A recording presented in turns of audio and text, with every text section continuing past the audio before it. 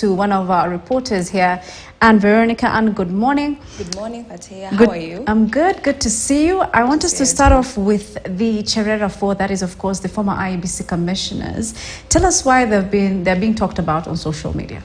Okay, so the national bipartisan talks are ongoing and they are yet to reach their 60-day deadline. And then yesterday they were talking about the IEBC discussion that they were supposed to be having, and they listed it among the things that they're supposed to be talking about in the talks. So yesterday the Cherera Four, who are Cherera, Nyang'anya, Wanderi, and Masit, attended the convention, and they were talking about what happened during the 2022 general election. They actually said that they did not resign out of their own will, that they were forced to resign because they questioned the process the chairman used to declare the results. And they also say that they did not even see the Form 34C, which they're supposed to sign as commissioners. And when they questioned all these things, they were told to resign, and they resigned. The four of them attended the meeting, but two of them attended virtually, saying that they are out of the country because of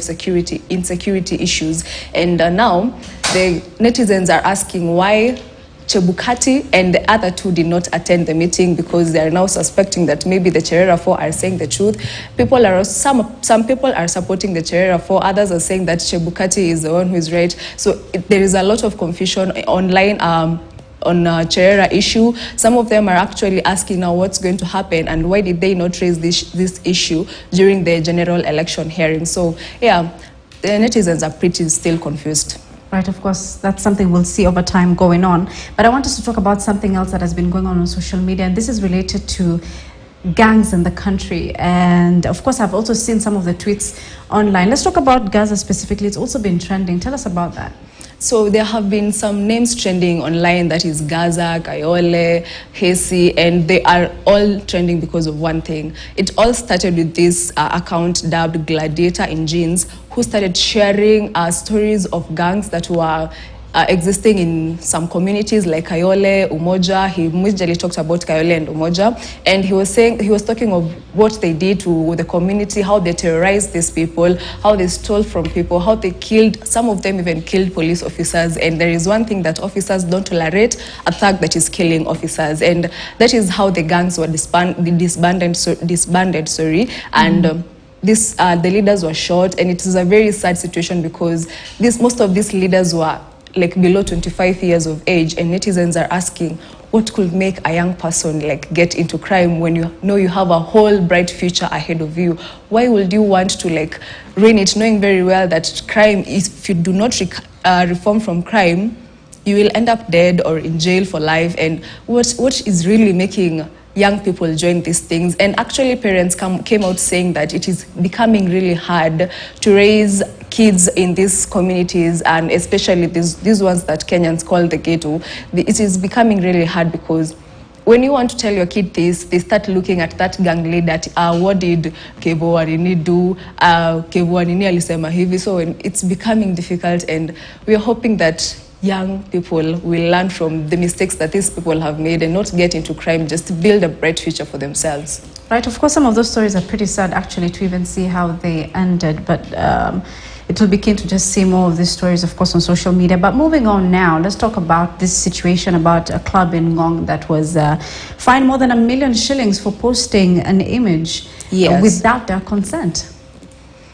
So actually, this club in Ngong was fined more than 1 million for posting revelers' images online without their consent. Actually, another organization was also fined a huge amount because of posting minors on social media without parental consent. And now, when clubs saw that this club in Ngong had been fined, they started releasing notices after notices saying that just to know that you're coming into a photography zone. If you do not want to be photographed, put on a glowing wristband. And as long as you have that wristband on, you're not going to be photographed. But if you forget that wristband and we photograph you, don't sue us. That is like, I also kind of like support that notice, because there was this joke that was going on online that some of these people are choir members in religious institutions. So when you post them there, and you know clubs are places where people go and relax and let loose, you just not ruining their reputation, but no.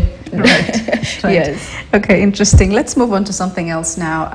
With related to AI, Mark Zuckerberg, of course, from Meta, is introducing AI glasses. That's pretty intriguing. Tell us about that. Yeah, so recently Meta held